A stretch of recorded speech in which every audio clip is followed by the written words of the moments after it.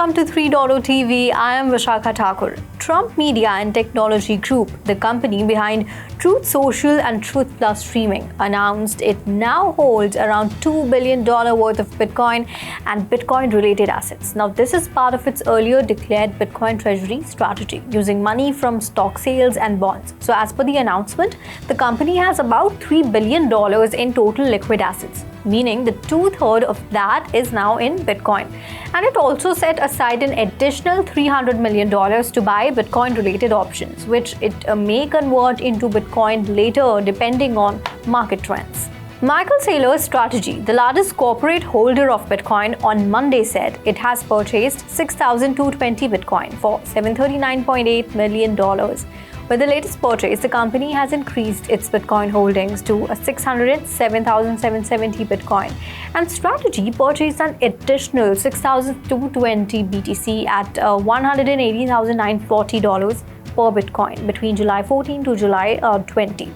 And now, according to the official announcement on July 21st, the Bitcoin purchases were made using proceeds from the MSTR Class A shares, STRK, STRF, and STRD shares at the market offerings.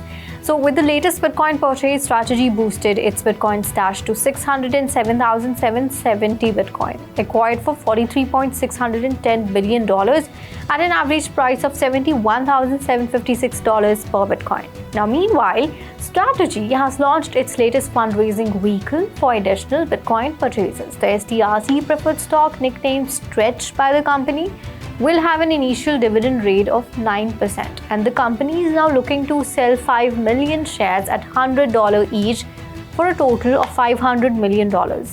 Blockchain Technology Consensus Solutions Inc. has increased its Ethereum holdings to 55,788 ETH, worth around $211.5 million after acquiring 22,935 additional ETH. Now, the company holds $242 million in total assets, including cash and liquid holdings. A $10 million capital raise via convertible notes at a 198% premium supports this expansion. So, the move is part of BTCS's DeFi or TradeFi accretion flywheel strategy. CEO Charles Allen called BTCS the most leveraged Ethereum play in public markets following the news. Nasdaq-listed firm DeFi Development Corp is now just one token away from crossing of million Solana in its treasury after its latest $198 million buy. So, in a statement on Monday, the DeFi Development Corp said it purchased 141,383 Solana between July 14 and July 20 and had grown its treasury to 999,999. So, the recent acquisition included spot purchases, discounted logged SOL, and 867 tokens earned through staking, validator revenue, and other on-chain activity, according to DeFi Development Corp. Polymarket, the crypto-powered betting platform known for its political prediction markets, is preparing a return to the US after a federal investigation into its operations was dropped last week, the company said in a press release on Monday. So, the New York-based company is acquiring QCX, a regulated derivatives exchange, for $112 million. Now, the Commodity Futures Trading Commission granted QCX approval to operate on July 9, 2 years after first applying for a license. So, the deal gives Polymarket a legal path back into the US, where it had agreed in 2022 to stop serving American users. Digital asset custodian BitGo has filed paperwork to pursue an initial public offering in the United States, highlighting the crypto industry's continued push towards mainstream financial markets. So, on Monday, BitGo announced it had confidentially submitted a draft registration statement on Form S1 to the SEC for a proposed IPO of its Class A common stock, and at the time of filing, no determination was made on the number of shares or price range of the stock offering. To celebrate its 10th anniversary, Ethereum has launched the Ethereum Torch, a symbolic NFT that will pass from one wallet to another daily until July 30. So, announced by the Ethereum Foundation on July 21st, the Torch honors key figures and values in Ethereum's journey. Co-founder Joseph Lubin was the first holder. After 10 days, the NFT will be burned and a new commemorative token will be freely mintable by anyone, highlighting Ethereum's values of inclusion and decentralization. Coinbase Financial Markets has introduced Perpetual futures trading to US users. The platform is the CFTC-regulated arm of leading crypto exchange Coinbase.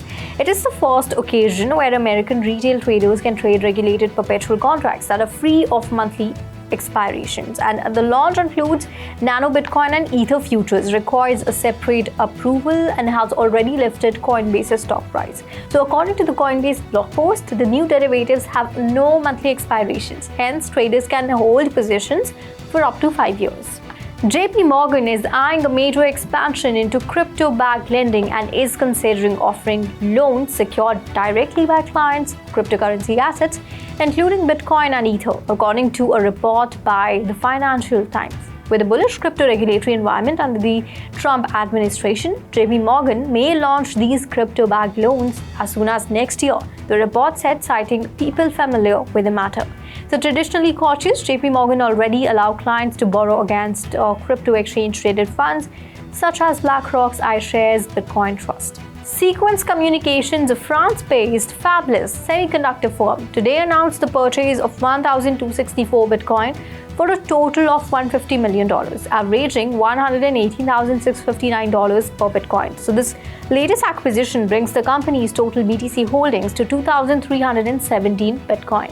In an announcement made earlier today, Sequans revealed it had acquired 1,264 Bitcoin in its latest purchase. The New York Stock Exchange-listed firm now holds a total of 2,317 Bitcoin, acquired at an average price of $116,493 per BTC, including fees.